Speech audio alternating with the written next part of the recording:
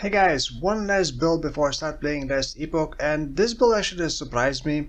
Turns out Thorns, this league is actually pretty legit, and not just legit but actually good. And I actually had a really good time leveling this build. Like, leveling this build was amazing because the new Lightning Thorn runes do not have level requirements. So you can start using them at level 1 and just have absolutely insane damage like one-shot bosses. Now, Witchhunter is just one of the choices. You could pretty much do almost any class as a Thorns build. Main thing you want is explosions. You do not want to play Thorns without any extra explosions because the clear speed is just not gonna feel great unless you can get a lot of generic increased AoE, because skill burst has very small radius, 1.5 meter radius.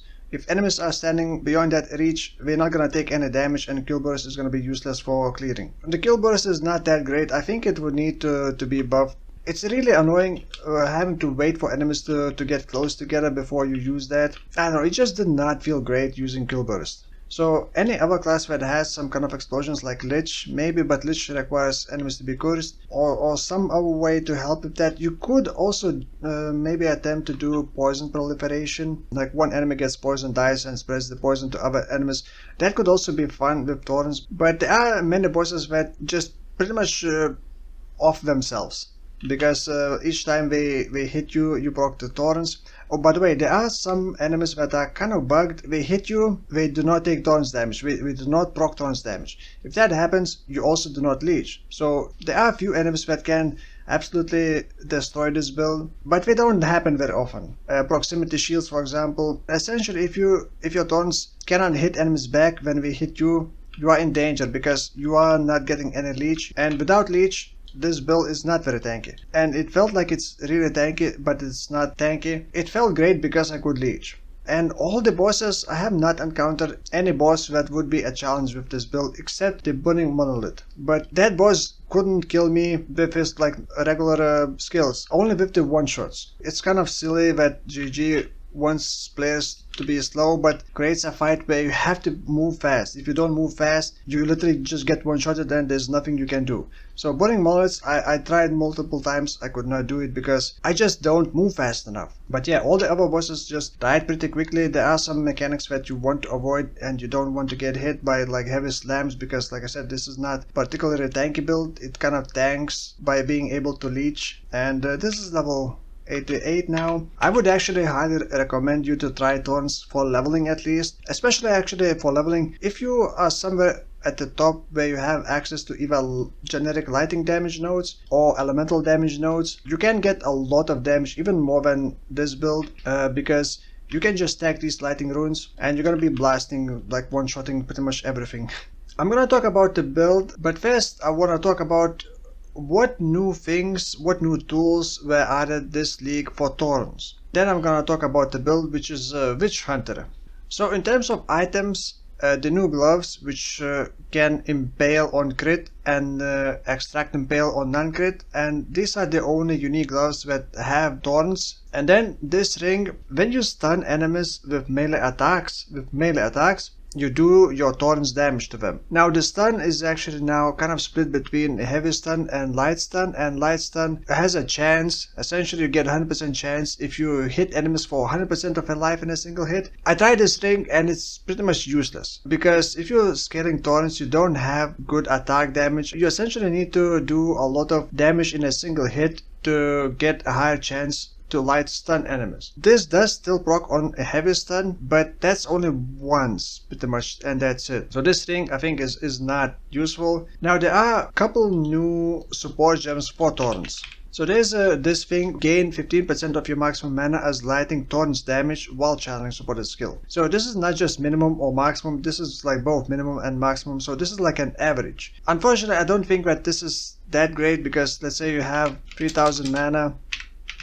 15% of that is 450, which sounds quite a lot. I need to mention other support gems as well, because you don't want to just channel and wait for enemies to hit you, because there is a new thing, barbs. This is the thing that allows you to do your Thorns damage with your own melee strikes. So it has to be melee strike. In my case, I'm actually using rapid assault because it just does multiple hits, so it can, and if you look at this, supported skills deal your Thorn damage on their next 4 hits after you retaliate with Thorns. Retaliate with Thorns is kind of a new phrase. Essentially, you have to get hit by an enemy, and then your next 4 hits with melee strikes will do your Thorns damage. Now, this Thorns damage is not added to the skill. It doesn't scale with the skill in any way. The skill itself is just kind of a delivery method. So now, if you want to combine, for example, this mana scaling and this, there's only one skill in the game that has channeling and is a strike skill, which is Perfect Strike. I tried briefly just to see if it works, and it does seem to work, but that's the only skill that is a channeling and is a strike.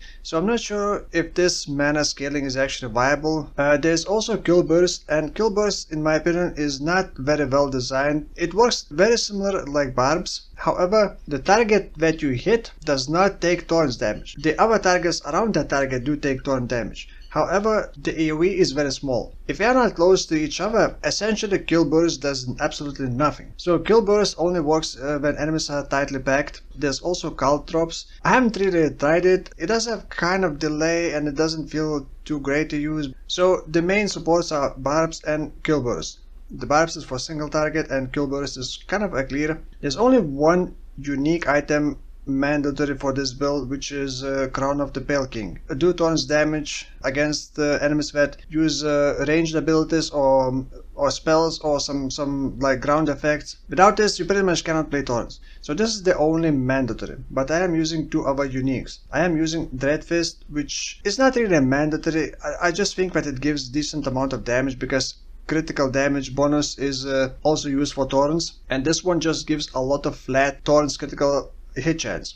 Now, Thorns by itself is not an attack, it's not a spell, and it doesn't have any crit chance as a base. But it does proc all the on hit effects. I believe there was a bug last league, and this league it does work and procs all the on hit effects, so like bleed, poison, stuff like that, ignites, shocks. But it is not an attack and it's not a spell, so scaling it is a bit harder. And you cannot support Thorns directly. But the passive skill tree does have quite a few options for Thorns.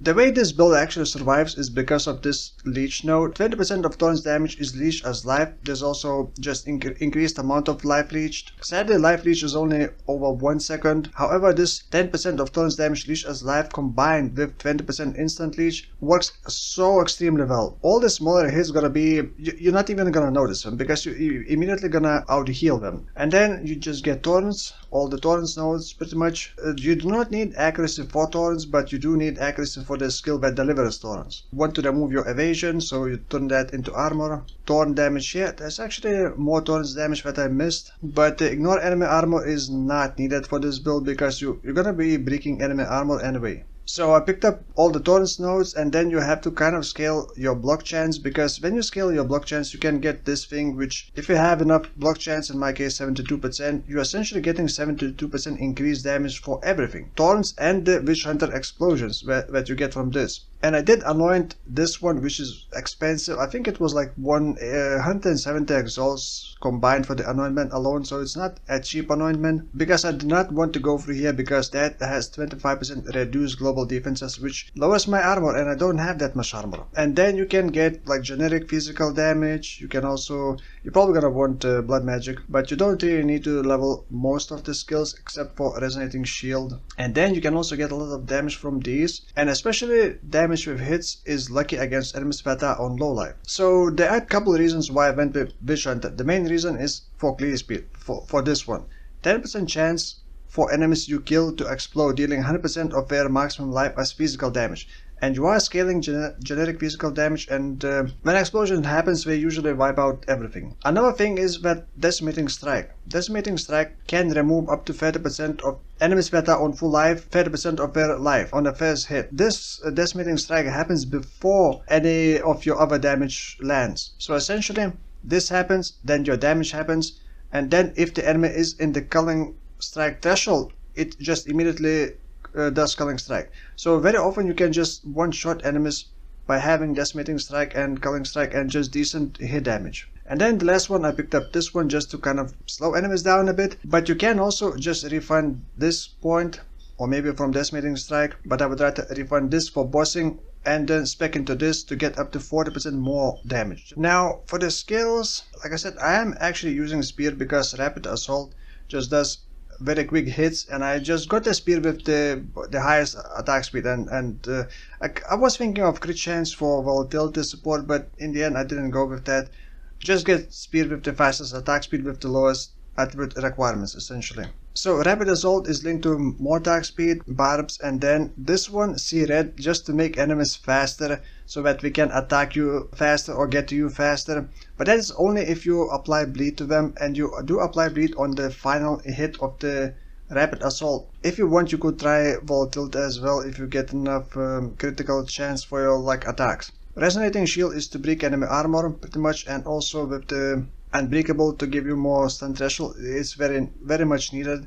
The stun threshold is kind of annoying. You don't want to spam this all the time because you're gonna get heavy stun and most likely die. Kill burst, help with clear. Demolisher to break more armor, AoE. Ideally would use another support to help with armor break. Shield charge is just for mobility, but you can also consume armor break. But in my case, armor break lasts for 12 seconds, and scavenged plating is the thing that gives you more thorns per scavenged plating and up to 10 stacks. So this gives from 600 to 900 thorns damage. But against bosses you may want to sometimes consume their armor broken debuff. But if you use more skill effect ratio on scavenged plating, it pretty much matches the armor break duration. So after 12 seconds, the broken armor is gonna disappear from the enemy and you can just break it again without consuming it. And then Thorn Skin to increase your thorn damage. It's just normal increase, but early on it's very massive, because early on you don't have that many ways of increasing your thorns damage. And +1 to physical mastery just gives you plus levels. Attrition can also be used if you have enough spirit, especially with accuracy, that way you don't need to worry about accuracy as much. Time of need for extra heals with the less skill effect duration to increase the frequency of heals. And then for the items, ideally you would want extra sockets for lighting thorn runes. However, on the body armor, I think priority would be to get a corrupted body armor with increased thorns. I believe it can roll up to 50% implicit. I really needed body armor with triple resistances, so I could not manage my resistances other way. Just try to get as much thorns as possible on body armor, on a belt, on a shield. On a shield you also want as high block chance as possible, and obviously tankiness, life, resistances, because you do need to survive. On the amulet there's nothing really very useful. You may just get spirit and then critical damage. That's pretty much all you can damage wise.